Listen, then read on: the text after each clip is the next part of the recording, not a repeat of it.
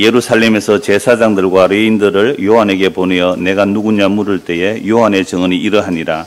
요한이 드러내어 말하고 숨기지 아니하니 드러내어 하는 말이 나는 그리스도가 아니라 한데 또 묻되 그러면 누구냐 네가 엘리야냐 이르되 나는 아니라 또 묻되 네가 그 선지자냐 대답하되 아니라 또 말하되 누구냐 우리를 보낸 이들에게 대답하게 하라. 너는 네게 대하여 무엇이라 하느냐 이르되 나는 선지자 이사야의 말과 같이 주의 길을 곱게 하라고 광야에서 외치는 자의 소리로라 하니라. 그들은 바리새인들이 보낸 자라. 또 물어 이르되 네가 만일 그리스도도 아니요 엘리야도 아니요 그 선지자도 아닐진데 어찌하여 세례를 베푸느냐. 요한이 대답하되 나는 물로 세례를 베풀거니와 너희 가운데 너희가 알지 못하는 한 사람이 있었으니 곧 내 뒤에 오시는 그이라. 나는 그의 신발끈을 풀기도 감당하지 못하겠노라 하더라. 이 일은 요한이 세례 베풀던 곳 요단강 건너편 베다니에서 일어난 일이니라. 아멘. 오늘 이 본문으로 광야에 외치는 자의 소리라는 제목으로 말씀을 나누는데, 제목이 길어서 그냥 줄이면 광야의 소리입니다. 광야에서 외치는 자의 소리. 오늘 아마 인터넷으로 참여하는 분들이 오늘 현장에 오신 분들도 많이 계신 것 같은데, 저는 그 설교를 할 때에 최소한 본문을 선택하면 그 본문을 3번을 읽습니다. 처음에는 어떻게 해요? 교독, 서로 교독해서 읽고요. 두 번째는 제가 한번 읽고, 세 번째는요, 또 설교할 때 한 절 한 절 또 이렇게 읽거든요. 그래서 제가 처음 옛날 24년 전에 요한복음 설교할 때 원고를 보니까 그냥 성경 구절을 다 뺐더라고요. 그냥 설명하는 것만 이렇게 인용하고 구약만 인용했던데, 어느 날 어떤 분이 전화가 왔는가 그랬어요. 목사님, 저는 설교 원고를 보는데요, 원고에 본문을 올려주시면 좋겠어요. 가만히 생각해 보니까 설교가 주객이 전도되어 있더라고요. 아니, 말씀을 빼놓고 좀 설명하는 그걸 올려놔요. 여러분, 중고등학생들, 공부 잘하는 학생들은 뭐 중심으로 공부해요? 교과서 중심이에요. 시험 항상 교과서 나와요. 교과서 중심으로 공부해요. 그래서 수능 만점 먹은 사람 보고 어떻게 공부했습니까 하면 항상 어때요? 교과서 중심으로 수업에 충실했습니다 이래요. 그래서 그때부터 제가 설교 원고를 작성할 때 항상 본문을 그대로 다 인용합니다. 거의 다 그대로 인용합니다. 그래서 성경 말씀 자체가 하나님의 계시고요, 이 기록된 계시의 말씀을 성령께서 역사하시면 그 말씀 한 절이 정말 한 사람을 변화시킬 수 있거든요. 그게 말씀의 능력이거든요. 그래서 이제 지난주에 본 말씀은 태초에 천지를 창조하신 하나님의 말씀이 무엇이 되었다고요? 육신이 되었다는 거예요. 그냥 몰락할 수 있는 이런 우리 인간과 똑같은 몸으로 오셨다는 거예요. 근데 우리 인간과 똑같지만 예수님은 죄가 없는 분이잖아요. 죄가 없는 하나님의 아들이 영원한 말씀, 천지를 창조하신 그 말씀이 우리의 빛이고 생명이에요. 그래서 예수님이 우리 안에 계시면 빛도 있고 생명도 있지만, 예수님이 우리 안에 안 계시면 우리는 빛도 없고 생명도 없어요. 세상 사람들이 말하는 빛, 세상 사람들이 말하는 생명은 성경에 말하는 빛과 생명과 전혀 달라요. 세상에서 빛이라고 하는 것을 성경은 뭐라고요? 어둠이라고 그러고요. 세상에서 생명이라고 말하는 것을 성경에서는 죽음이라고 말하거든요. 그래서 우리는 성경에서 무엇이 생명이며 성경에서 무엇이 빛인지, 성경에서 무엇이 복인지, 성경에서 무엇이 저주인지 그걸 알고 믿는 사람들이 성경으로 예수가 그리스도임을 믿는 사람들, 이런 사람들을 뭐라 그래요? 그리스도인이라 그러거든요. 오늘 저는 오늘 오후 수련회 할 내용들입니다. 그러니까 교회를 다니는데 예수님이 누구신지, 예수님이 하신 일이 뭔지, 왜 예수가 그리스도인지 그걸 알고 믿는 것이 그렇게 중요해요. 그래서 이 영원한 말씀이 육신으로 오신 것은요, 죽기 위해서 오신 거예요. 영원한 하나님이 죽을 수 없잖아요. 근데 진짜 영원한 하나님이 사람이 되어 오신 이유가 죽기 위해서 오셨다고요. 옛날 제가 청년 때예요, 서울에 왜 그 일간지, 3대 일간지 큰 전면 신문에 누가 예수를 죽기 위하여 왔다고 하느냐, 그래서 그 신문 전면 광고가 나왔어요. 흔히 3대 메이저 신문들에서 나오는데요, 그게 어디서 광고한 거예요? 통일교에서요. 통일교에서 그거 광고했다고요. 예수가 죽기 위해 왔다고. 아니다, 예수는 죽기 위해서 온 것이 아니고 안 죽고 구원하러 왔는데 영혼은 구원했지만 육체는 구원 못했다. 그래서 실패라는 거죠. 반쪽 구원이라는 거죠. 그래서 육체의 구원은 누가 구원해내겠다? 문성민이 내가 하겠다고요. 그래서 합동 결혼식을 한 거예요. 그래서 그 통일교 교리가 그런 거예요. 근데 문성민이도 어떻게 해요? 죽었어요. 통일교 없어졌어요? 그러니까 어떤 이단도요, 계속해서 제2의 그렇게 또 제3, 제4 이렇게 지도자를 나오게 돼 있단 말이에요. 그래서 예수님께서 이 땅에 영원한 말씀, 천지를 창조의 그 말씀이 육신으로 오셨다는 것은 뭐 하기 위해서 오셨다고요? 죽기 위하여. 그것도 어디서요? 십자가에서. 그 십자가에서 죽음으로 하나님의 뜻을 다 이루었다고 말씀하는 겁니다. 그래서 이 예수님을 증언하러 누가 와서요? 세례 요한이죠. 세례 요한. 요한은 또 요한복음 기록한 사람이 예수님의 제자 요한이고, 세례 요한이 있기 때문에 세례 요한은 그냥 세례 요한이라고 이름을 해야 구별하기 위해서 세례 요한인데요. 이 세례 요한이 빛에 대하여 증언하러 왔죠. 그래서 이 세례 요한이 예수님을 증언하는데, 그 세례 요한에게 사람들 오늘 본문에 봐요. 너 도대체 누구냐는 거예요. 너 도대체 누구냐. 그래서 세례 요한이 자기가 누구라고 말을 하는 거예요. 그래서 아니라고 하는 게 세 가지예요. 나는 그리스도가 아니다. 나는 엘리야가 아니다. 나는 그 선지자가 아니다. 그럼 넌 뭔데? 나는 이사야 선지의 말씀처럼 광야에서 외치는 자의 소리다. 하나의 소리라는 거죠. 그런데 네가 왜 세례를 주느냐? 내가 세례를 주는 것은 내 뒤에 오실 분을 드러내기 위해서 세례 주는 거다. 이게 전체 내용이에요. 그러면 이 내용들이 구약에서 어떻게 예언되어 있고 신약에 어떻게 정언되어 있고, 그 다음에 세례 요한을 보고 질문하는 그 구체적인 질문들 안에 유대인들이 뭘 기다리는지가 드러나요. 그 말씀을 이제 찾아보려고 합니다. 먼저 세례 요한의 출생부터 한번 보죠. 누가복음 1장입니다. 네, 누가복음 1장. 요한복음 바로 앞에 누가복음 1장 13절입니다.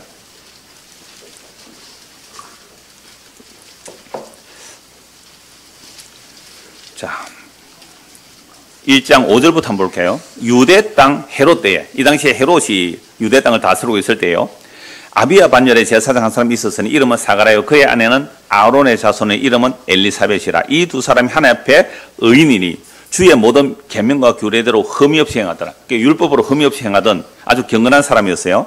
율법으로 이렇게 흠이 없게 사는 사람들이 두 종류 있어요. 진짜 하나님을 사랑해서 흠이 없게 사는 사람도 있고, 하나는 외식하는 사람도 있고 그래요. 속은 아닌데 겉으로 꾸미는 사람이 있거든요. 근데 문제는 마음으로 하나님을 사랑해서 율법을 거룩하게 완벽하게 지킨다고 하는 자들도 예수님이 누군지 모르는 것은 똑같더라 이 말이죠. 자, 그래서 엘리사벳과 이 사가랴가 경건한 아론 계통의 그 사람들이에요. 아비야 반열의 제사장 사가랴고요, 엘리사벳. 그런데 늙었는데 아이가 없었어요. 7절, 엘리사벳이 잉태를 못함으로 그들에게 자식이 없고 두 사람의 나이가 많더라. 마침 사가랴가 그 반열의 차례대로 하나님 앞에서 제사장의 직무를 행할세. 제사장이 돌아가면서 하는데, 그 다음에 성소에 들어가서 분향하는 것, 지성소 앞에 나가는 것, 이것은 제비 뽑아서 선택된 자가 할 수 있는 거예요. 그 직무를 행할세. 제사장의 전례를 따라 제비를 뽑아 주의 성전에 들어가 분향하고 모든 백성은 그 분향하는 시간에 밖에서 기도하더니, 정말 엄청난 일이에요. 대제사장이 제비를 뽑죠. 제사장 뽑아서 분향할 때에 모든 백성은 그 성전 밖에서 뭐 한다고요? 기도하고 있어요. 자, 주의 사자가 그에게 나타나 향단 우편에 선지라. 사가랴가 보고 놀라우면 무서하니 천사가 그에게 이르되 사가랴야 무서워하지 말라. 너의 간구함이 들린지라. 네 아내 엘리사벳이 네게 아들을 낳아주리니 그 이름을 요한이라 하라. 너도 기뻐하고 즐거워할 것이요 많은 사람도 그의 태어남을 기뻐하리니 이는 그가 주 앞에 큰 자가 되며 포도주나 독한 술을 마시지 아니하며 모태로부터 성령의 충만함을 받아. 모태신앙이 있어요. 네. 모태신앙 없다 그러니까 모태신앙이 어디 있냐 하는데 우리가 말하는 모태신앙은 아니에요. 정말 모태로부터 아이가 성령 충만을 입을 거다. 이 나시린으로 부름을 받은 거예요. 그래서 왜 이렇게 태어나게 하느냐 하면 16절, 이스라엘 자손을 주 곧 그들의 하나님께로 많이 돌아오게 하겠습니다. 그가 또 엘리야의 심령과 능력으로 주 앞에 먼저 와서 아버지의 마음을 자식에게 거스르는 자를 의인의 슬기에 돌아오게 하고 주를 위하여 세운 백성을 준비하리라. 사가랴의 천사가 이르되 내가 이것을 어떻게 하려? 내가 늙고 아내도 나이가 많습니다. 여러분, 경건한 사가랴, 경건한 엘리사벳, 하나님의 말씀으로 율법으로 흠이 없이 사는 사람이 뭘 안 믿어요? 하나님의 말씀을 안 믿어요. 천사를 통하여 준 하나님의 말씀을 안 믿어요. 경건해요? 안 경건해요? 오늘 우리는 그만큼 경건 안 해도 예수 믿으면 구원받는데요. 누구보다 경건해요? 사가랴보다 엘리사벳보다 경건한 거예요. 아야, 못 믿는다니까. 내가 늙었는데 어떻게 아이를 낳습니까? 천사가 대답하여 이르되 나는 하나님 앞에 서 있는 가브리엘이라. 이 좋은 소식을 전하여 네게 말하라고 보내심을 받았노라. 보라, 이 일이 되는 날까지 네가 말 못하는 자가 되어 너희 말을 못하리니 이는 네가 내 말을 믿지 아니함이거니와 때가 이르면 내 말이 이루어지리라 하더라. 너는 뭐가 되어라? 벙어리가 되어라. 그러니까 제사장은 하나님의 말씀을 전해야 되잖아요. 하나님의 말씀을 전하는 자가 벙어리가 되면 뭐예요? 말씀을 못 전하잖아요. 왜 못 전하게 했을까요? 너는 하나님의 말씀 믿지 않잖아. 너는 하나님의 말씀 믿지 않잖아. 경건한, 율법에 흠이 없을 정도로 경건한 사람이 하나님의 말씀을 믿지 않고 살았다는 거죠. 그러면 하나님의 말씀, 그 율법이 목적하는 바가 뭐냐 하면 이 세례 요한을 통하여 증언하는 예수 그리스도 그분을 믿어야 되는 거거든요. 그래서 20절 백성들이 사가를 기다리며 그래서 막 기도하는데 보통 때 같으면 빨리 나와야 되는데 성전에서 빨리 안 나오는 거예요. 지체함을 이상하게 여기더라. 그가 나와서 그들에게 말을 못하니 갑자기 붕어리가 되어버리잖아요. 백성들이 그가 성전에서 환상을 본 줄 알았더라. 그가 몸짓으로 뜻을 표시하며 그냥 말 못하는 대로 있더니 그 직무가 날이 다 되면 집으로 돌아가니라. 성전에 들어갔다가 뭐가 되어버렸어요? 붕어리가 되어버렸어요. 제사장이 하나님의 말씀 믿지 못하니까 아예 말씀 전하지도 못해요. 이후에 그의 아내 엘리사벳이 잉태하고 5달 동안 숨어 있으며 이르되 주께서 나를 돌보시는 날에 사람들 앞에서 내 부끄러움을 없게 하시려고 이렇게 행하심이라 하더라. 그래서 이 세례 요한의 잉태 자체가 이미 놀라운 사건이 일어나는 거예요. 그래서 이 세례 요한의 태어남이 사람들에게 뭐가 된다고요? 소문이 다 났어요. 세례 요한의 태어남이. 그래서 인근의 사람들도 이 세례 요한의 태어남을 다 놀랍게 여기는데요. 그 57절 한번 보세요. 57절. 누가복음 1장 57절입니다. 엘리사벳이 해산을 기한이 차서 아들을 낳으니 그 이웃과 친속이 주께서 그를 크게 긍휼히 여기심을 듣고 함께 즐거워하더라. 8일이 되면 아이를 할례하려 와서 그 아버지 이름을 따라 사가랴라 하고자 하더니 그게 듣기는 듣는데요. 이 사가랴 말을 못하니까 그러니까 사가랴라고 이름 짓자. 근데 사가랴가 자기 아들 이름을 뭐라고 지으라고 계시를 받았어요? 요한. 그 어머니가 대답하여 이르되 아니라 요한이라 할 것이라 하며 그들이 이르되 네 친족 중에 이 이름으로 이름한 이가 없다 하고 그의 아버지께 몸짓하여 무엇으로 이 이름을 지으라 하는가 물으니 그가 수화를 했죠. 수화를. 그가 서판을 달하여 그 이름을 요한이라 섬에 다 놀랍게 여기더라. 이에 그 입이 곧 열리고 혀가 풀리며 말을 하여 하나님을 찬송하니 그 근처에 사는 자가 다 두려워하고 이 모든 말이 유대 산골에 두루 퍼지매 듣는 사람이 다 이 말을 마음에 들며 이르되 이 아이가 장차 어찌 될까 하니 이는 주의 손이 그와 함께 하십니다. 그러니까 사가랴 제사장과 그 엘리사벳이 이 세례 요한을 늙어서 아이를 낳는데 이거 계시받아서 낳았잖아요. 그러니까 이 세례 요한에 대한 소문은 이미 다 퍼졌어요. 온 동네에 다 퍼졌단 말이죠. 자, 그래서 이 세례 요한은 제사장의 아들인데 어디 가서 사는 거예요? 빈들에 가서 살아요. 빈들에. 이제 요한복음 1장 19절 보십시오. 요한복음 1장 19절입니다. 유대인들이 예루살렘에서 제사장들과 레위인들을 요한에게 보내어 네가 누구냐? 네가 누구냐? 물을 때에 요한의 증언이 이러하니라. 그러나 세례 요한이 누구 아들이에요? 제사장 아들이잖아요. 태어날 때 기적적으로 태어나요. 사람들이 다 알아요. 근데 이 사람이 제사장이라면 성전에서 일을 해야 되는데 성전에서 일 안 하고 어디로 가서 산다고요? 광야에서 살아요. 광야에서. 그 옷 모습은 어때요? 털옷을 입고 가죽들을 띠고 지팡이 짚고. 이건 구약의 누구 모습이에요?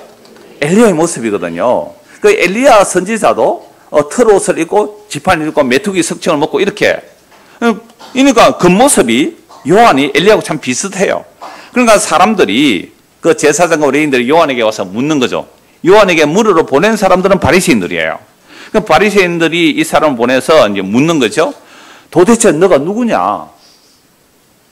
여러분, 이건 이 제사장들과 레위인들이 요한의 정보를 몰라서 묻는 거예요? 아니면 네가 왜 그런 일을 하느냐고 묻는 거예요?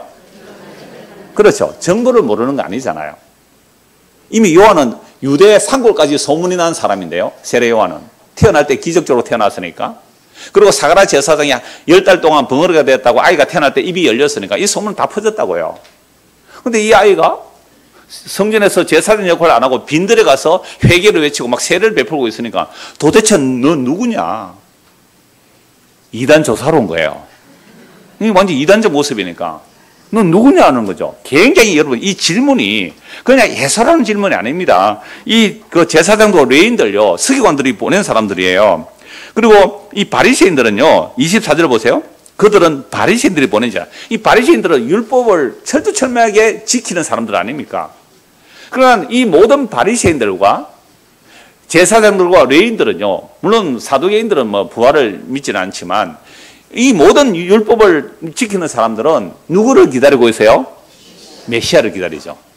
메시아는 우리 중국에서 메시아는 무슨 말이에요? 어느 나라 말? 히브리어라 그랬죠. 히브리어. 그리스도는요 헬라어. 예. 그러니까 구약은 주로 히브리어로 기록되어 있고 신약은 주로 헬라어로 기록되어 있어요. 그리고 히브리 말로는 메시아고 기름 부음 받은 자고요. 헬라어로는 그리스도가 기름 부음 받은 자예요. 이거 오늘 이제 저녁에 수련할 때 이 말씀을 나눌 건데요. 그러니까 유대인들은요, 예수님 오시기 전후로 굉장한 그리스도에 대한 열망들이 있었어요. 메시아가 오기를 간절히 소망했어요. 왜 그랬을까요? 구약의 수많은 선지자들의 장차 메시아가 온다는 거예요. 기름 부음 받은 자가 온다는 겁니다. 그러나 그 기름 부음 받은 자가 오면 로마의 식민 지배에서 벗어날 것이고, 그리고 다윗 시대와 같이, 왜? 메시아는 또 다윗의 후손으로 온다 그랬으니까 다윗과 솔로몬 시대의 그 영광스러운 나라가 될 거라라는 정치적이고 종교적인 또는 경제적인 어떤 메시아니즘을 가지고 있었어요. 메시아 사상을 다 가지고 있어요, 유대인들은. 그러니까 누가 좀 이상한 짓만 하면 이 사람이 그리스도인가 아닌가 하고 따라다녔단 말이에요. 이거 오늘 또 저녁에 좀 말씀을 드릴게요. 그러니까 이 그리스도에 대한 열망이 굉장히 많이 있었기 때문에 세례 요한이 세례를 베풀고 있을 때에 사람들로서 너 누구냐고 묻는 것은 굉장히 중요해요. 너 누구냐? 그때 요한이 뭐라고 말해요? 요한이 드러내어 말하고 숨기지 아니하니.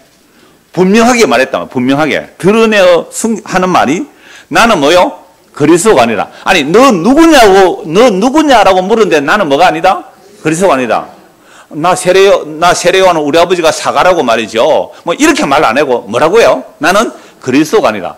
아니 사람들이 와서 너 누구냐고 물었을 때에 나는 그리스도가 아니라라고 대답한 것은 사람들의 질문에 뭐가 함유되어 포함되어 있는 거예요? 너 그리스도냐라고 물은 거예요. 직접 그리스도냐라고 안 물었지만 너 누구냐라고 물었을 때 그 안에 뜻은 너 그리스도냐라고 물었기 때문에 세례 요한이 드러내놓고 나는 그리스도가 아니라라고 하죠. 그리스도가 아니다. 또 묻대. 그러면 누구야? 너 엘리야냐?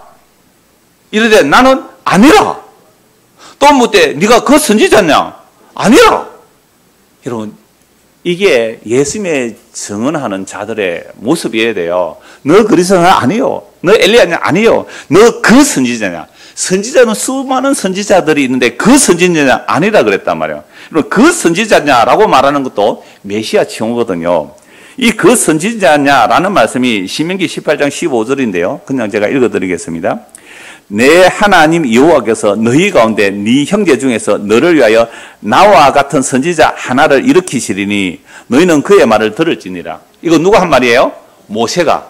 이 신명기에서 모세가 앞으로 너희들 가운데 나와 같은 선지자 한 사람을 일으킬 텐데 너희는 그의 말을 들으라라고 했단 말이에요.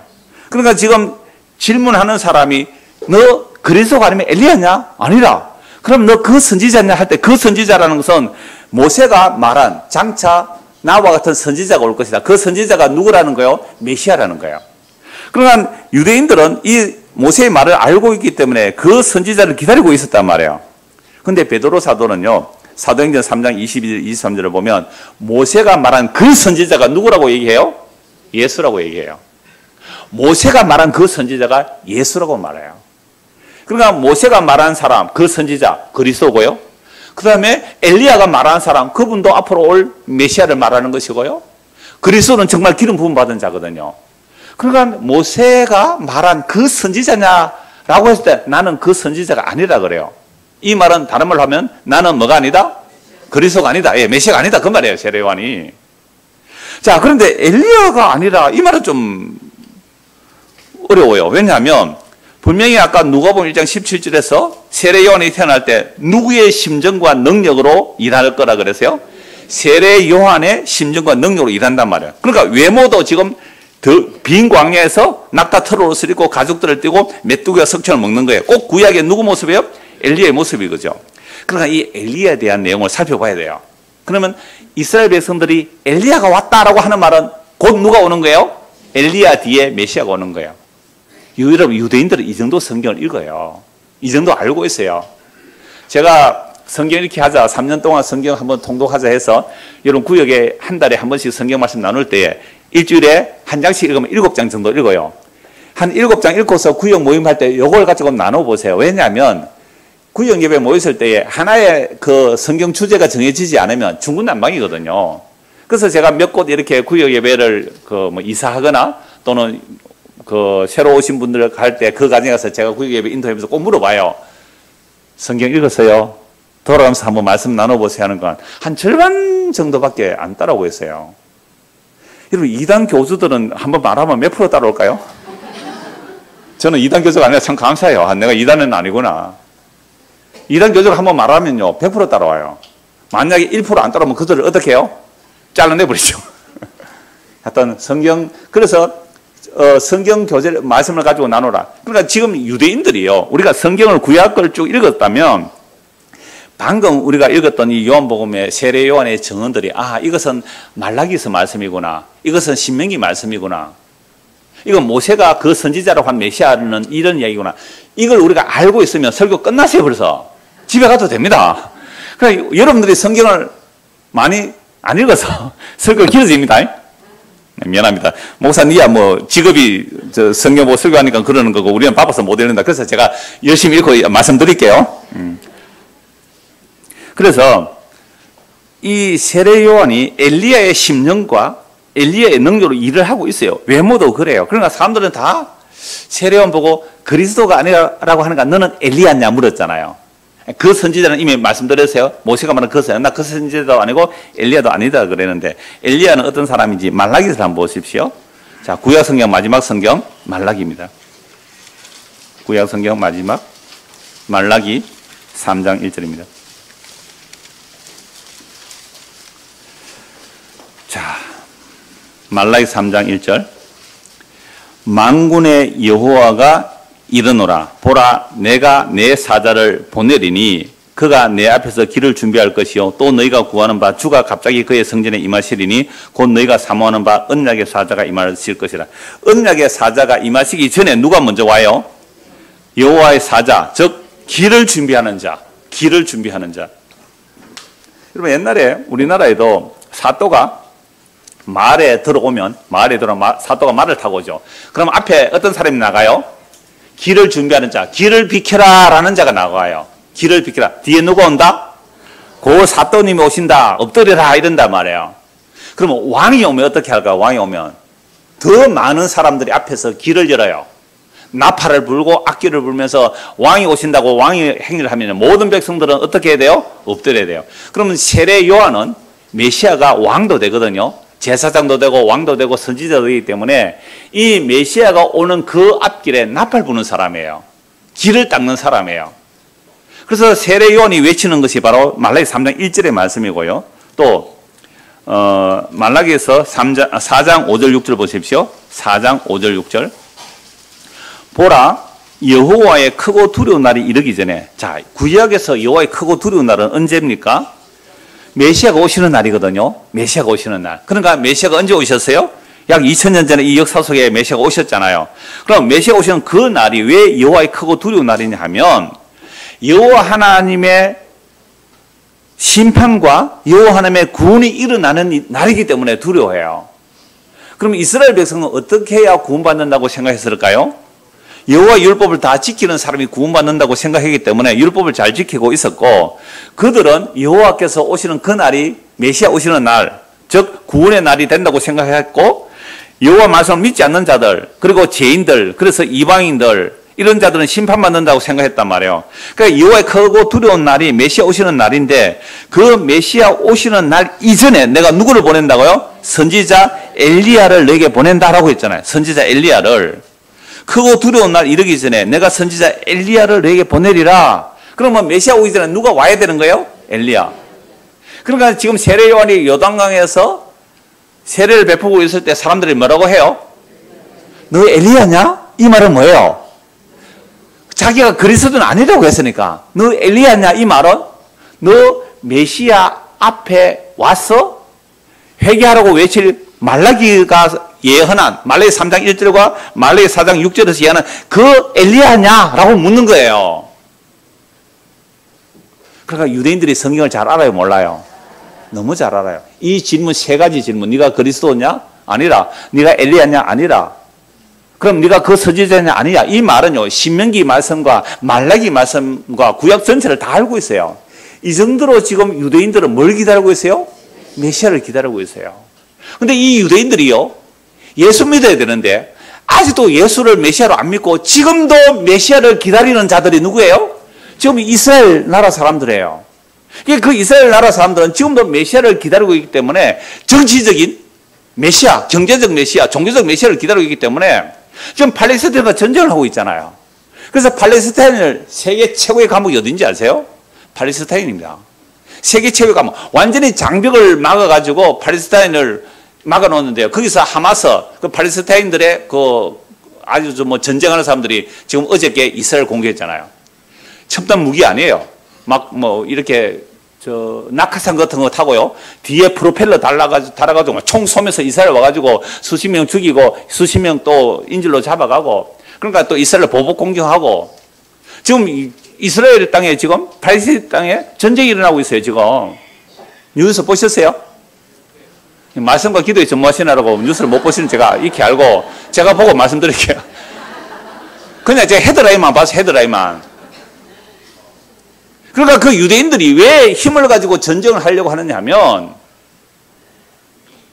메시아가 힘의 메시아로서 다른 나라를 다 발로 밟아버리고 자기들만이 세상 최고의 나라가 되고 싶다라는 그 욕망들 때문에 그런 거예요.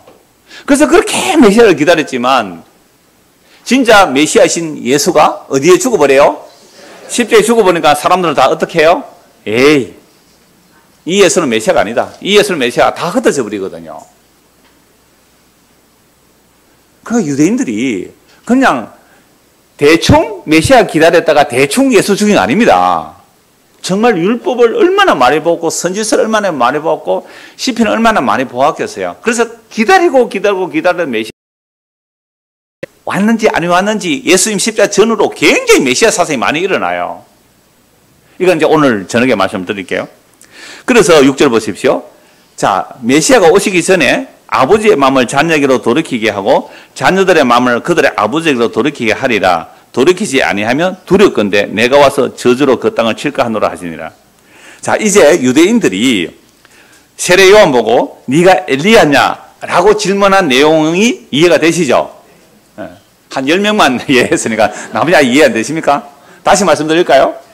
그러니까 세례 요한 보고 네가 그리스도냐? 나 그리스도냐고 묻는 건 아니잖아요. 네가 누구냐? 나는 그리스도가 아니다. 그 다음에 누구냐? 엘리야다. 엘리야가 아니다. 그 다음에 뭐라고요?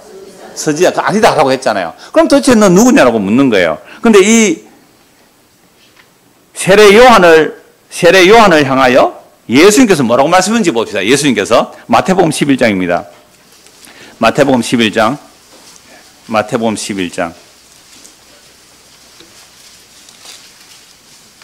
7절입니다. 마태복음 11장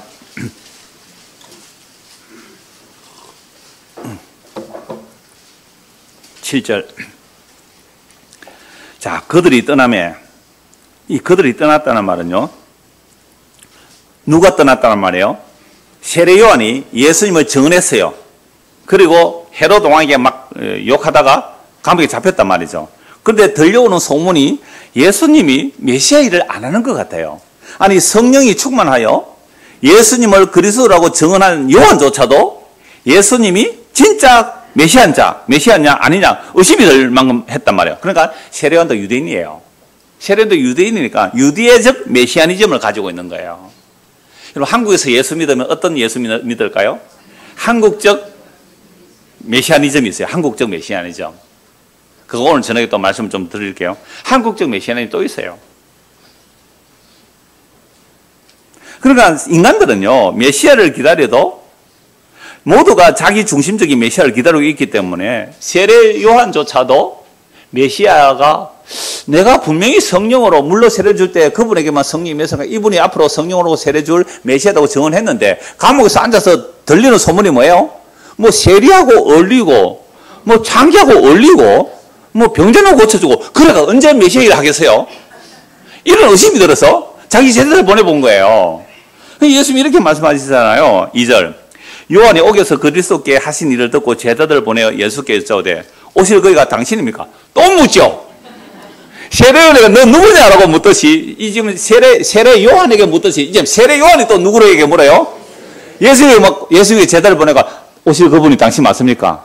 오실 그분이 누구예요? 메시아. 모세가 말한 그 선지자 당신 맞아요? 말라기 선지자 말한 그 메시아 맞아요? 이사야 말한 그 메시아 맞죠? 아니 이사야는 바로 말했어요. 이사야 53장에 보면 고난받는 메시아 얘기했거든요. 우리의 죄와 질고 예수를 얘기했다고 이사야 53장에. 그리고 시편 22편에 나의 하나님 나의 어찌하여 나를 부리시는가 부림받는 메시아 얘기했다고요. 다윗이. 근데 그게 눈에 안 들어와요. 여러분 성경 읽었대요. 우리는 항상 누구 중심을 읽어요?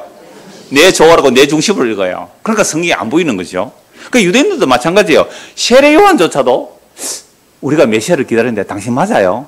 내가 당신을 메시아로 증언했잖아요. 그럼 메시아 일을 해야지. 지금 뭐 하는 거예요? 먹기를 탐하고 술을 즐기고. 어느 날 예수가 어디 있다고 소문이 들려요? 세리집에 갔대. 창녀가 와서 막 만졌대. 이게 무슨 메시아냐 이게. 의심이 돼서 보냈어요. 3절 예수께 여쭤오되 오실 거기가 당신입니까? 우리가 다른 일을 기다립니까? 그러나 메시아 사상이 얼마나 강렬하게 있었는지를 알 수 있죠. 예수께서 대답해 이르시되 너희가 가서 듣고 보는 것을 요한에게 알리되 맹인이 보며 못 걷는 사람이 걸으며 나병 자가 깨끗함을 받으며 못 듣는 자가 들으며 죽은 자가 살아나며 가난한 자에게 복음이 전파된다. 이게 메시아 일이잖아요. 이게 구약에서 예언된 메시아 일을 하고 있잖아요. 예수님께서. 근데 세례 요한은 다른 메시아를 원했어요. 그런 거 말고 뭐요? 로마를 둘러엎고 정치적으로 독립하는 힘을 가진 나라. 그걸 원했기 때문에 예수님께 이렇게 질문한 거예요. 6절 같이 한번 읽읍시다. 누구든지 나로 말미암아 실족하지 아니하는 자는 복이 있도다 하시네. 그러니까 복음을 듣는다고 모여도요. 우리가 복음을 듣는다고 모인 거 아니에요. 복음을 듣는다고 모여도 내가 원하는 복음이 아니면 어떻게 해요? 실족, 스캔들 걸려 넘어지는 거예요. 내가 원하는 예수가 아니면. 그래서 혹 여러분들 가운데 제가 이렇게 말씀을 전할 때 성경대로 전하지 않는다면 저에게 말씀을 해 주셔야 돼요. 당신은 내가 보니까 성경대로 그리스도를 전하지 않네요 라고 말씀을 해 주세요. 그럼 제가 고치죠. 근데 성경대로가 아니라 그냥 세례 요한처럼 수많은 메시아를 기다리는 사람들처럼 내가 원하는 예수 그리스도를 왜 안 전해주느냐 라고 한다면 그건 성경에서 같이 상고해 보면 답이 나오거든요. 그래서 예수님이 하신 말씀이 6절입니다. 누구든지 나로 말미암아 실족하지 않은 자는 뭐가 있다고요? 복이 있도다 하시니라. 그들이 떠나며 예수께서 무리에게 요한에 대해 말씀하십니다. 너희가 무엇을 버리고 광야에 나가더냐? 예수님 오시기 전에 누가 먼저 회개를 외쳐요? 요한이. 회개하라 천국이 가까이 왔다니까. 수많은 사람들이 광야로 갔단 말이에요. 광야로 왜 갔어요? 바람에 흔들리는 갈대냐? 여러분 갈대 지금 표 있더라고요. 바람에 흔들려 갈대냐? 그럼 너희가 무엇을 버리고 나갔더냐? 부드러운 옷 입은 사람이냐? 부드러운 옷을 입은 사람은 왕국에 있느니라. 그러니까 세례 요한은 지금 부드러운 옷 입으세요. 거친 옷 입어요. 거친 옷 입고 있잖아요. 음식도 뭐요? 메뚜기 석청. 아주 거친 음식을 먹잖아요. 그러니까 너희가 세례 요한을 보려고 광야로 갔는데 9절 그러면 너희가 어찌하여 나갔더냐? 선지자를 보기 위하여 믿었냐? 옳다. 내가 너희에게 이르노니 선지자보다 더 큰 자다. 더 나은 자다. 누가요? 세례 요한이. 그래서 10절 기록된 바 보라 내가 내 사자를 내 앞에 보내노니 그가 네 길을 내 앞에서 준비하리라. 요거 어디서 읽으세요? 방금 말라기서 3장 1절 말씀. 그러니까 예수님이 이 말씀을 하시면 지금 예수님 말씀 듣는다 유대인들은 탁 무슨 말씀이 기억나요? 말라기서 몇 장 몇 절인지 모릅니다. 왜요? 그때는 장과 절이 없었기에 말라기 선지가 한 말이지 요건 알아요.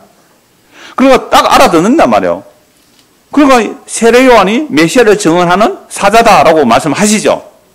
내가 진실로 너희에게 말하노니 여자가 낳은 자 중에 세례 요한보다 더 큰 이가 일어남이 없도다. 그러나 천국에서는 극히 작은 자라도 그보다 크니라. 이 크다 작다 개념이 세상 개념 아니에요. 구약의 수많은 사람들이 메시아를 증언했는데 그 메시아를 직접 눈으로 본 자가 누구예요? 세례 요한이잖아요. 세례 요한이 가장 크다. 구약에서 다윗보다도 이사야 심지어 모세보다도 크다는 말이거든요. 그들이 증언한 그 메시아를 직접 눈으로 보고 이분이 다음 주에 볼까요? 세상 죄를 지고 가는 하나님의 어린 양으로 증거하잖아요. 가장 큰 자다. 그러나 천국에서는 가장 작은 자라도 그보다 크다. 이 말은 세례 요한은 십자가 이전에 죽어요. 십자가 이전에 죽어요. 그래서 천국은요, 십자가의 죽음으로 완성이 되거든요. 이게 구약 성도들도 예수의 피로 천국 가고, 신약의 성도들도 예수의 피로 천국 가는데, 우리는 그리스도의 보혈의 완성 이후의 사람들이기 때문에 그리스도를 더 깊이 알 수 있다는 거죠. 그런 의미에서 크다 적다의 개념이지, 세상의 크고 작음의 개념은 아니죠. 여러분, 그 정도로 예수님은 놀라우신 분이잖아요.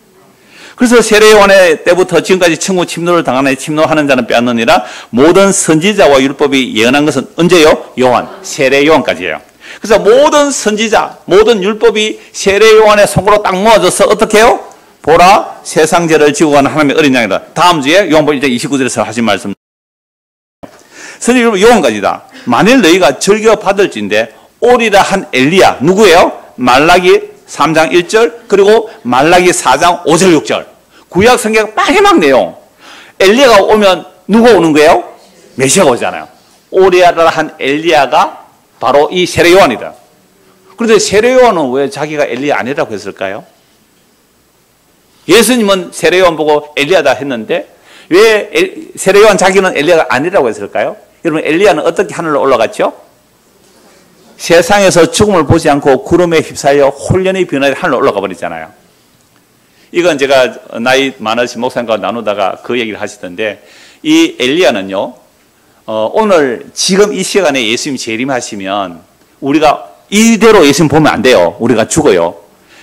우리도 예수님처럼 영광스러운 몸으로 홀연히 변화해서 예수님을 맞이할 수 있거든요. 그래서 엘리야는 지금 신약에 예수님이 딱 그 순간에 홀연히 변하여 주님을 구름 속에서 맞이할 거다의 예표도 충분히 그럴 수 있잖아요. 그럼 모세는요? 모세는 죽어서 주님을 만나는 사람이라고 보는 거예요. 모세는 얼마든지 그럴 수 있어요. 좀 이따 그거 다시 확인할게요. 만약 너희가 즐겨 받을진데 오래 엘리야가 이 사람이라. 기는 자는 들으라. 그러니까 아직 못 알아듣는다 이 말씀이죠. 자, 마태복음 17장 보십시오. 마태복음 17장. 제가 원고에는 길어서 9절부터 인용을 했지만 1절부터 볼게요.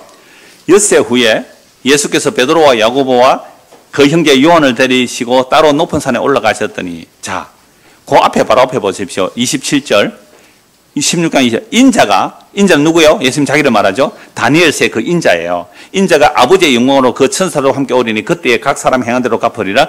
진실로 너희에게 이르노니, 여기 서 있는 사람 중에 제자들이잖아요.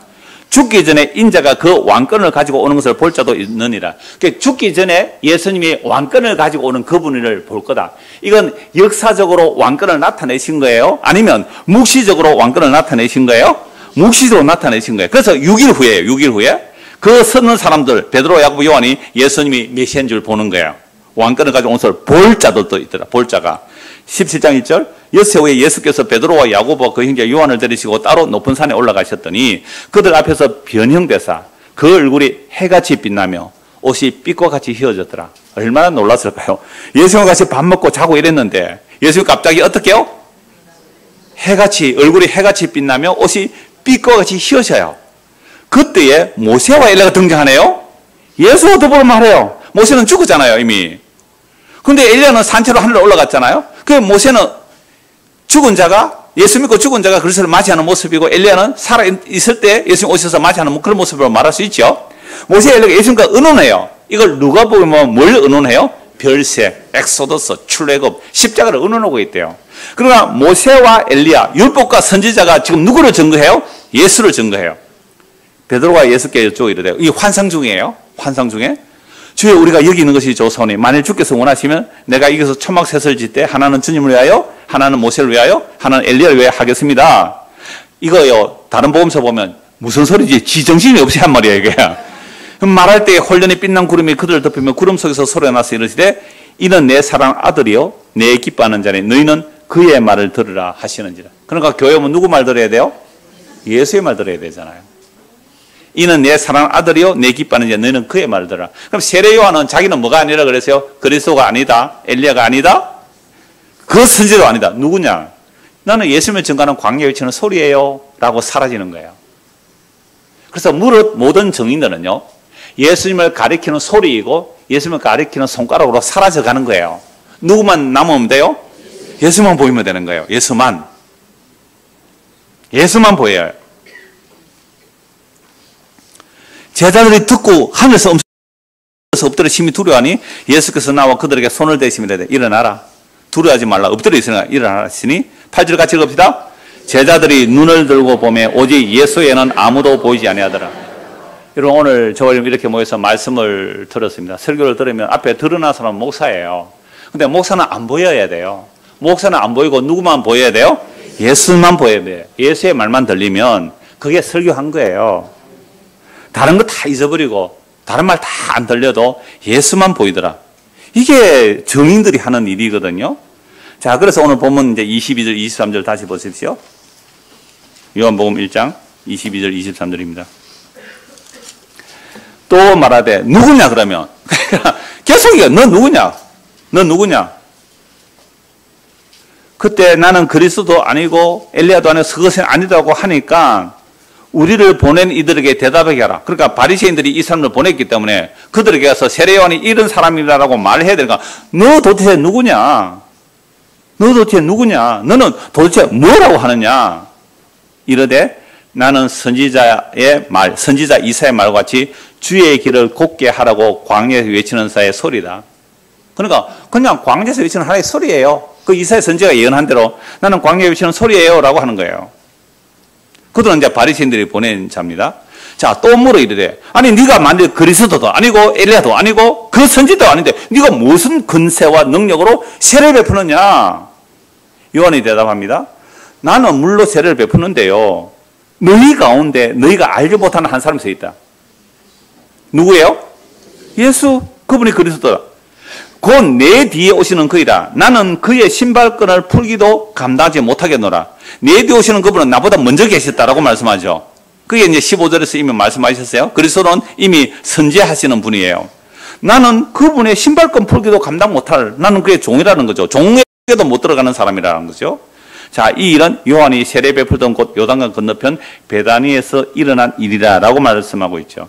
그러므로 세례 요한은요, 나는 아니라, 나는 그리스도 아니고 엘리야도 아니고 그 선지자 아닌데요. 나는 메시아 아니에요. 나는 그리스도 아니에요. 그리스도는 이분이에요. 이게 광야에 외치는 소리가 전해야 돼요. 근데 오늘 오후 또 내일 오전까지 말씀 나눌 때 보면 세상에 그리스도가 얼마나 많은지 몰라요. 이 대한민국에도 그리스도가 얼마나 많은지 몰라요. 예수님 뭐라고 말씀하세요? 그리스도가 여기 있다, 저기 있다 해도 가지 말라고. 여러분 오늘 처음 보시는 분들 여기 왜 왔어요? 창원에? 여기 그리스도 없어요. 그리스도가 가리키는 하나의 소리며 그리스도를 가리키는 하나의 손가락이면 족한 거예요. 그것도 저는 이런 표현을 해요. 그것도 때 묻은 손가락이에요. 내가 때가 묻은 손가락이다. 내가 아니고 그분입니다라고 하는 자. 이게 오늘날 신약 시대에 설교하는 자들의 모습이 이래야 돼요. 나는 아니요. 나는 죄인이요. 나는 그리스도가 아니에요. 엘리야가 아니에요. 나는 그 선지자도 아니고요. 나는 그 그리스도가 아니에요. 나는 그저 그리스도를 증거한 하나의 소리일 뿐이에요. 소리는 질렀다가 사라지는 거예요. 그리고 하나의 손가락일 뿐이에요. 이게 설교하는 자예요. 그리스도를 증거하는 자죠. 안 그러면 자기가 그리스도가 되어버려요. 내 말 안 들으면 너희들 어떻게 되는지 알아? 내가 이렇게 잘 복음을 전하는데 내 말을 안 들어 너희가? 그럼 너희들 어떻게 되는지 알아? 이게 이단의 교수예요. 이게 자기를 스스로 그리스도화하는 사람들이에요. 조심하셔야 돼요. 여러분 여러 유튜브 설교 들어보잖아요. 정말 그분이 그리스도를 증거하고 자기는 소리 소문 없이 사라지는, 광야에서 외치는 소리는 지르고 사라지는 거예요. 그렇게 사라지는 소리여야 되고요. 하나의 손가락이면 족한 거예요. 나는 아니요, 그분이 그리스도입니다 라고 말하는 거잖아요. 그래서 이사야 40장 한번 보십시오. 이사야 40장입니다. 구약성경 이사야 40장. 여러분, 나는 광야에서 외치는 소리라 해도 유대인들은 탁 알아들어요. 어디에 나온다고요? 이사야 40장인지는 몰라요. 하여튼 이사야 어느 줌에 있다고요. 그래서 히브리서 기록할 때 참 재미있어요. 성경 어디에서 기록되었는데, 성경 어디에서 기록되었는데 그게 맞아요. 상절 없기 때문에. 이사야 40장입니다.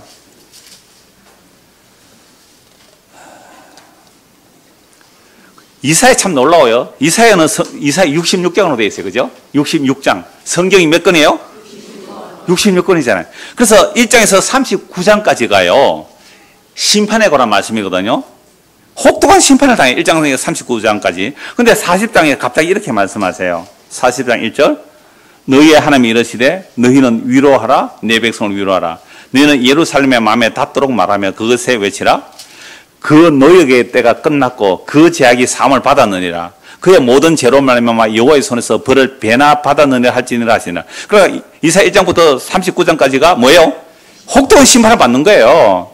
혹독한 심판을 받아요. 그래서 이제 심판받은 그들에게 위로하라고 한 소리가 나와요. 위로하라고. 3절입니다.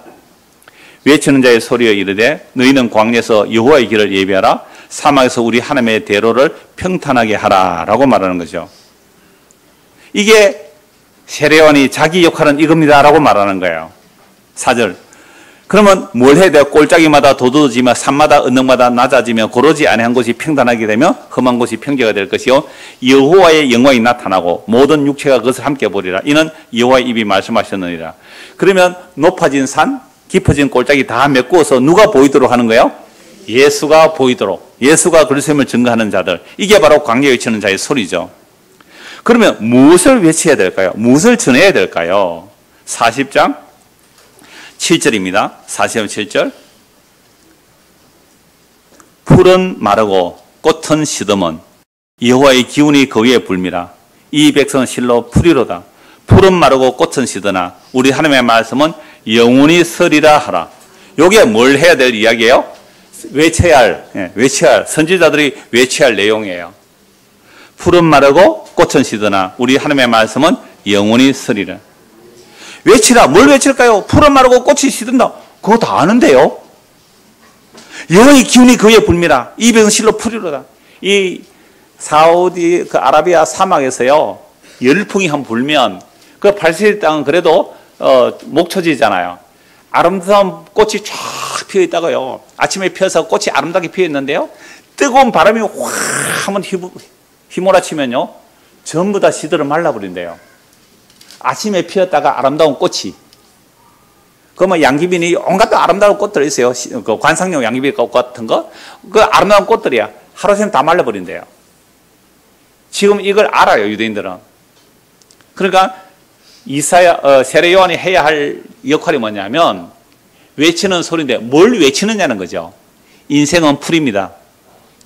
인생이 가장 영광스럽고 성공했다 할 때 그게 풀의 꽃이에요. 아무리 인생이 영광스러운 그 꽃을 피웠다 할지라도 풀이 말라버리면 어떻게 해요? 꽃도 시들어 떨어지죠. 그러므로 풀은 마르고 꽃은 시들면 여호와의 기운이 그 위에 불어버리죠. 이 백성 실로 풀이로다. 하나님의 심판을 혹독하게 받아요. 혹독하게. 그래서 풀은 마르고 꽃은 시드나 우리 하나님의 말씀은 영원히 서리라. 요게 외치는 자의 소리예요. 그건 구약의 선지자들만 외치는 것이 아니고 신약의 사도들도 이 말씀을 외치는 거예요. 베드로전서 1장을 보십시오. 베드로전서 1장. 베드로전서 1장입니다. 베드로전서 1장.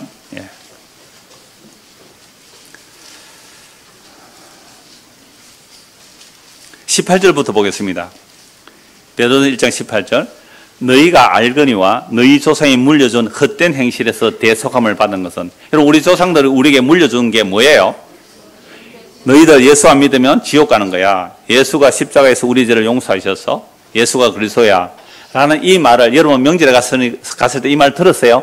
할아비 할머니들이 안 했어요?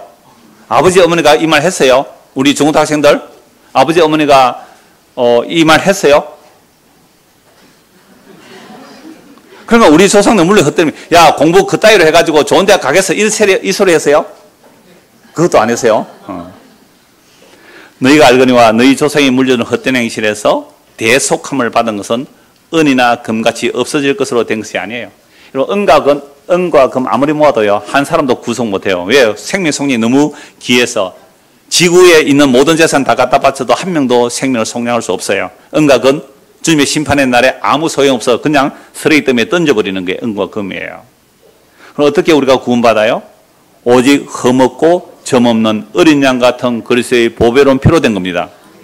근데 놀랍게도 흠없고 점없는 어린 양 같은 보배로운 피가 언제 알려졌어요? 창세 전부터. 창세 전부터 미리 알림 받으시니나 이 말세에 2000년 전이에요.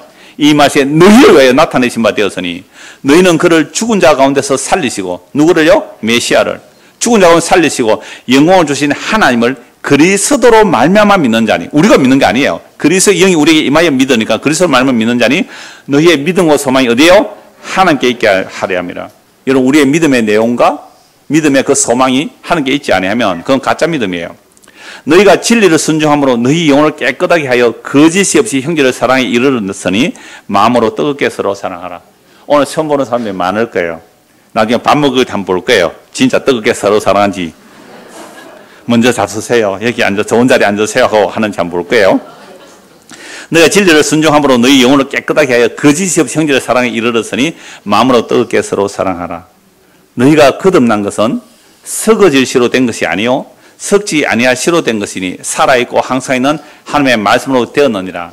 베드로 사도가 성령님하여 이렇게 말씀하면서 이사야서 말씀 즉 세례 요한이 나는 광야에 외치는 소리다라는 그 결론의 말씀을 베드로 그대로 인용해서 이 말씀을 하는 거예요. 24절 25절 같이 읽읍시다. 그러므로 모든 육체는 풀과 같고 그 모든 영광은 풀의 꽃과 같으니 풀은 마르고 꽃은 떨어지되 오직 주의 말씀은 세세토록 있도다 하였으니 너희에게 전한 복음이 곧 이 말씀이니라.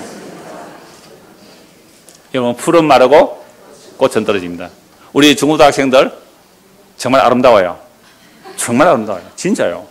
왜 웃으셨어요? 제가 볼 때 너무 아니 줌에 들어오잖아요 아이들이. 설거지하는 앞자리에 앉아서 앉잖아요. 예뻐요? 아름다워요? 시들어요. 한 40년만 지나보세요. 한 40년 좀 쭈글쭈글 시들어요. 오늘 아침입니까? 어제 아침입니까? 우리 같이 오랜만에 딸이 와서 이제 같이 식사를 하는데 각자 기도하라 그랬더니 하나님 아버지 오늘도 하루를 잘 죽게 해주십시오. 아멘. 하루하루 죽어가는 거예요. 그죠? 우리는 하루하루 살아가는 게 아니에요. 하루하루 죽어. 태어나자마자 우리는 어떻게 해요? 하루하루 죽어가는 거예요. 그러니까 제일 아름다울 때는 여러분들 때이지만 아름다워요. 아무리 아름다워도 여러분을 시들어요. 시들어요. 그래서 저는요, 제가 보니까 길에 지나다니면서 겨우 걸음을 가는 할아버지들을 많이 봐요. 10년 뒤에는 내 모습이 저 모습인데 저는 항상 그거 봐요. 10년 뒤에는 내 모습, 20년 내 모습이 저 모습인데 늘 생각해요. 그러니까 우리 인생은요 풀이거든요. 풀이에요. 아무리 꽃이 피어서 아름답다 해도 그건요 풀이 시들면 꽃이 떨어져요. 지금 가을 되니까요 여름꽃 다 떨어져서 봄꽃 다 떨어졌잖아요. 그럼 꽃은 필 때는 아름다운데 떨어질 때는 어때요? 추해요. 근데 사람이 어떻게 해요? 꽃은 악취는 안 나요. 사람은 죽으면 악취까지 나요. 그러니까 외치라. 뭘 외칠까요? 여러분들 풀이에요. 아름답고 영원스러운 풀의 꽃이에요. 풀 마르고 꽃은 떨어지지만 오직 주의 말씀은 세세토록 영원토록 있습니다. 바로 여러분의 저는 복음이 이 말씀입니다. 예수의 죽음과 부활 그리고 그로 인하여 우리가 제3을 얻고 의롭다를 받는 이 복음을 우리 마음에 받아들이면 우리 풀의 꽃처럼 떨어질지라도 그 말씀이 영원하기에 그 말씀이 우리에게 영원한 생명을 주십니다. 이게 뭐라고요? 외치는 자의 소리예요. 세상 영광 그거 사라집니다. 세상의 아름다움 그거 없어집니다. 사라집니다. 영원한 말씀 사라지지 않는 말씀 그게 복음입니다. 이게 구약이나 신약에 십자가 전이나 후에 광야에 외치는 자의 소리예요. 소리는 이렇게 말하고 이제 사라지면 되는 거예요. 그래서 우리가 거듭난 것은 썩어질 수로 된 것이 아니고 썩지 않을 수로 된 항상 있는 말씀으로 된 거예요. 이 말씀이 천지를 창조한 하나님의 말씀이며 생명이며 빛이죠. 이 말씀이 육신이 되어 십자에서 살을 찢고 피를 흘려주심으로 우리가 거듭나게 되었습니다. 그래서 광야 외치는 자의 소리는 뭐라고 얘기해야 된다고요? 인생은 풀이다. 그 아름다움은 풀의 꽃과 같다. 풀이 마르면 꽃은 떨어진다라고 말하는 거죠. 어제 밀양구역에서 청소하고 이제 식사하고 차 한잔하자 그래서 제가 가서 이제 차 한잔하는데 어느 찻집에 갔더니 개별 이렇게 테이블에 아실까요? 꽃을 다 꽂아줘요. 국화 뭐 여기에는 또 코스모스 꽂아주는데 어떤 한 분이 자기는 코스모스 꽃을 참 좋아한대요. 남자인데요. 그래 코스모스 좋아하는데 왜 코스모스를 좋아해요 하니까 밀양 사람이 저 강원도 철원까지 군에 갔는데 한여름에 갔는데 코스모스가 피어 있더래요. 한여름에 코스모스가 피어 있더래요. 얼마나 또 힘들고 그러니까 코스모스 피어 있으면서 그래서 무슨 생각했냐면 이렇게 생각했대요.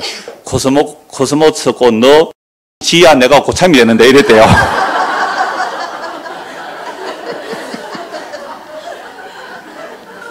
그 제일 절병으로 와서 그 땅굴 있잖아요. 거기에 가니까 막 병장이 그 이등병 옷을 쫙 달아주더래요. 왜 달아주는지 했더니 이제 관광객 오니까 보조서 있어야 되거든요. 그거 하라고. 그래서 코스모스 보면서 난 코스모스에 대한 코스모스의 뜻이라는 게 있어요. 굉장히 많거든요. 뭐 우주라는 걸 뜻도 있어요. 코스모스. 그래서 막 그 꽃말 얘기할 줄 알았더니 코스모스 너 빨리 줘야 내가 고참이 된다. 평생 안 잊어버릴 거예요. 그래서 우리 인생은 뭐라고요? 풀이에요. 아름다울 때가 가면요 꽃이에요. 풀이 시들면 꽃은 떨어집니다. 그 전에 뭘 믿어야 돼요? 예수 믿으세요. 예수가 그리스도이며 우리의 죄로 대신 죽으신 그분을 믿으면 우리가 그 영원한 생명 말씀을 받게 됩니다. 이게 광야에 외치는 자의 소리입니다. 기도하겠습니다. 하나님 아버지, 우리 인생이 애를 쓰더라도 잠깐 피었다가 지워버리는 한 들풀의 꽃과 같습니다. 우리가 꽃이 지기 전에, 우리 생명 다하기 전에 십자가에서 다 이루다 하신 예수 그리스도, 그분의 영원한 말씀이며 영원한 생명이기에 그분을 우리 마음에 모셔드려서 영원한 생명은 이 일이 가장 큰 복이라고 우리 부모들이 먼저 믿고 누리고 말하고 전하며 우리의 자녀들이 또 이 복음을 주님 오시는 그날까지 전할 수 있도록 은혜를 베풀어 주시옵소서. 예수 그리스도 이름 받들어 기도드리옵나이다. 아멘. 523장 찬송인데요.